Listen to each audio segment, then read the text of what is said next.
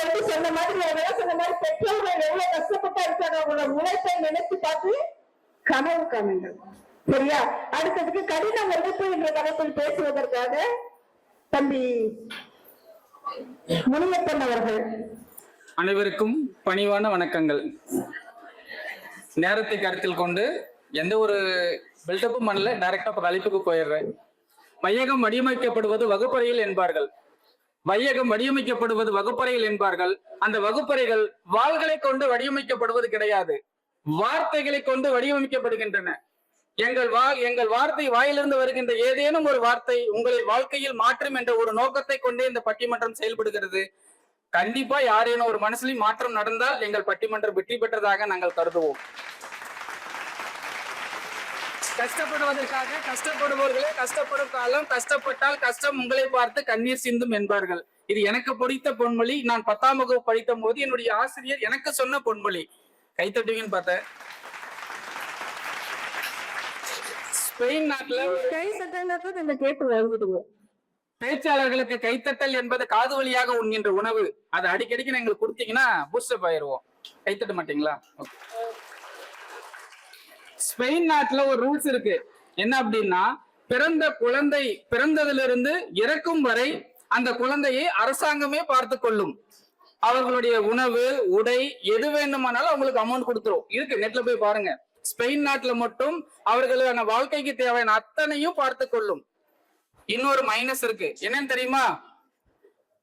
1194 நாடுகளில் கணக்கெடுக்கப்பட்டதில் எந்த நாட்டில் தற்கொலை அதிகமாக நடக்கிறது என்றால் ஸ்பெயின் முதலிடம். நடுவர் அவர்களே, ஏன் தெரியுமா? இருங்க, கைத்தட்டு டைம் கைத்தட்டி இருக்குமா? ஏன் அப்படின்னா, எல்லாமே கேட்காமனே கிடைக்கிறதுனால அங்க தோல்வி என்பதை அவர்கள் சந்திக்காதனால், அவர்கள் மனதில் எந்த விதமான தோல்வியும் தாங்கிக் கொள்ளாத எண்ணம் இல்லாததால் அவர்கள் சீக்கிரமாக மன உணர்ச்சி அடைந்து தற்கொலைக்கு முயற்சி செய்கிறார்கள் என்று ஒரு புள்ளி விவரம் சொல்கிறது. நம்ம நாட்டுல அப்படி நடக்கிறதுக்கு வாய்ப்பே இல்லை. ஏன்னா நம்ம நிறைய காரி துப்பி கழிவு ஊத்தி அவமானப்பட்டு வெத்து அதெல்லாம் நடந்துட்டு தானே இருக்கு. நடுவர்களே, நம்ம நாட்டுல தற்கொலைகள் அந்த மாதிரி நடப்பதே கிடையாது. கண்டிப்பா தற்கொலை தான் செஞ்சுக்கிற பிள்ளைங்கள தற்கொலை செய்ய வைப்போம். அப்படிதான் அர்த்தம். 80% புள்ளி விவரப்படி 80% உலகை திரும்பி பார்க்க வைத்த ஆளுமைகள், உலகை வென்று திரும்பி பார்க்க வைத்த அத்தனை ஆளுமைகளும் யார் என்றால் முதல் பட்டதாரிகள். குறிப்பிட்டு சொல்ல வேண்டால், யாரெல்லாம் கஷ்டப்பட்டு முன்னேறி முதலில் பட்டம் பெறுகிறார்கள், தங்கள் குடும்பத்தில் யாரெல்லாம் முதல் பட்டதாரியாக இருக்கிறார்களோ அவர்கள் தான் உலகை திரும்பி பார்க்க வைத்த ஆளுமைகள். உங்களில் எத்தனை பேர் முதன்மை பட்டதாரி? நீங்கெல்லாம் இந்த லிஸ்ட்ல இருக்கீங்க, சாதிக்கிற லிஸ்ட்ல. ஏன் அப்படின்னா, ஒரு வீட்டுல ஏற்கனவே பட்டதாரிகள் இருந்தாங்க அப்படின்னா அவர்களுக்கு சோம்பேறித்தனம் வந்து விடுகிறது. எல்லாரும் கவனிக்கிறாங்க, உங்க பேச்சு எல்லாரும் கவனிக்கிறாங்க. நானும் பார்த்துட்டு தான் இருக்கேன். சோ நீங்க முதல் பட்டதாரியாக இருக்கும் பட்சத்தில் கண்டிப்பாக உங்களுக்கு அந்த வாய்ப்பு உண்டு. அடுத்தது கேட்கலாம், ஏன் நான் செகண்ட் டிகிரியா இருந்தா என்னால சாதிக்க முடியாதா? நீங்க அந்த 15% வந்துடுவீங்க. புரியலன்னு நினைக்கிறேன். புரிஞ்சுதான் கை தட்டி இருப்பீங்க, பரவாயில்ல. நம்ம தருமபுரியில இருக்கிறதுனால ஔவையார், அதியமான் இந்த 2 பேரே பேசாம நான் போக முடியாது. ஏன்னா தருமபுரியின் வாரிசுகள். ஆமா தானே? என்னம்மா கையை தட்ட மாட்டேன்றீங்களேம்மா? அதியமான் ஔவையிடம் ஒன்று கேட்டாராம், உலகில் இருக்கின்ற அத்தனை அறக்கருத்துக்களும் கொண்ட ஒரு நூல் எங்களுக்கு வேண்டும் என்று. ஔவையார் குழு அமைத்து 12 புத்தகங்களை கொண்டு போய் கொடுத்தது அதியமானிடம். அதியமான் அதை பார்த்து, 12 புத்தகங்கள் படிப்பதற்கு நேரமாகும், இந்த 12ஐ சுருக்கி ஒரு புத்தகமாக கொண்டு வாருங்கள் என்றாராம். 12 புத்தகத்தை சுருக்கி ஒரு புத்தகமாக கொண்டு வந்தார்கள். சரி, இதுவும் நேரம் போதாது என்பதால் மணி அடிச்சுட்டே இருக்கீங்கல்ல, அந்த மாதிரி டைம் பத்தாதுன்றதுனால மறுபடியும் அதை சுருக்கி ஒரு பக்கம் கொண்டு வர முடியுமான்னு பார்த்தாங்க. சரி, ஒரு பக்கமா? மறுபடியும் ஔவையாருக்குள்ள முயற்சி பண்ணி ஒரு பக்கத்துக்கு கொண்டு வந்தாங்க. ஒரு பக்கத்தையும் படிச்சு பார்த்தா அதியமான், இல்ல இது ஒரு வரியில் கொண்டு வர முடியுமா என்று யோசித்து சொன்னார். அப்படி சொன்ன அந்த ஒரு வாக்கியம் என்னவாக இருக்கும் நடுவர் அவர்களே? ஔவையார் சொன்னதுதான். இது புனைக்கதை தான். அந்த வார்த்தை என்றால் எந்த பொருளுக்கும் விலை உண்டு என்று.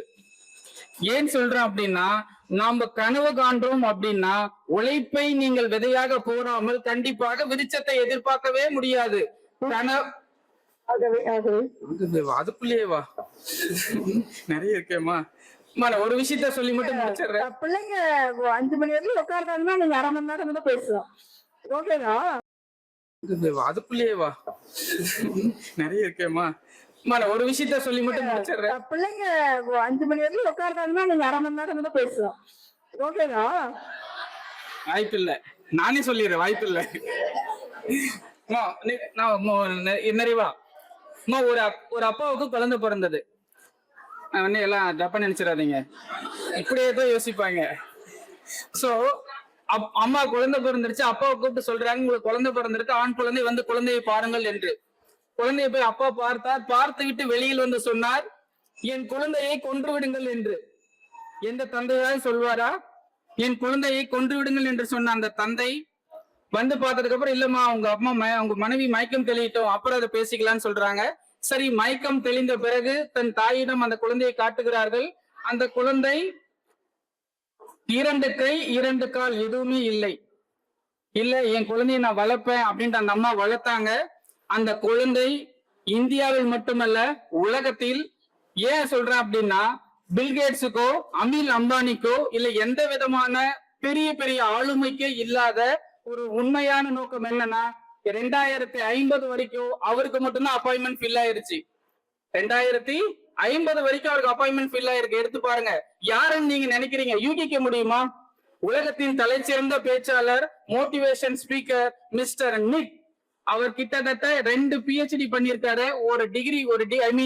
எக்கனாமிக்ஸ்ல டிகிரி முடிச்சிருக்காரு. கை கால் இல்லாம ஸ்விம் பண்ணுவாரு, கை கால் இல்லாம நீச்சல் அடிப்பாரு. எத்தனை பேருக்கு எங்க நீச்சல் தெரியாது? வெட்கப்பட வேண்டிய விஷயம். 2 கை கால்களும் இருந்தும் நாம் கற்றுக்கொள்ளாததை 2 கை கால்கள் இல்லாத நிக் சாதித்திருக்கிறார்.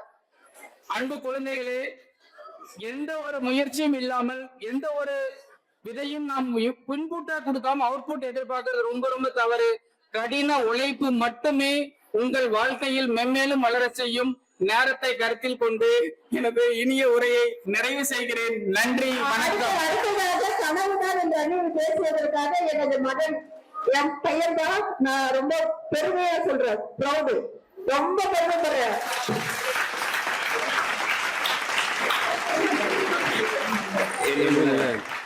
என்றும் ஒரு தென்தமிழ் என்று கம்மனும் உன்னை கூறிவிட்டான். யாம் அறிந்த மொழிகளிலே தமிழ் மொழி என்று பாரதியும் உன்னை கூறிவிட்டான்.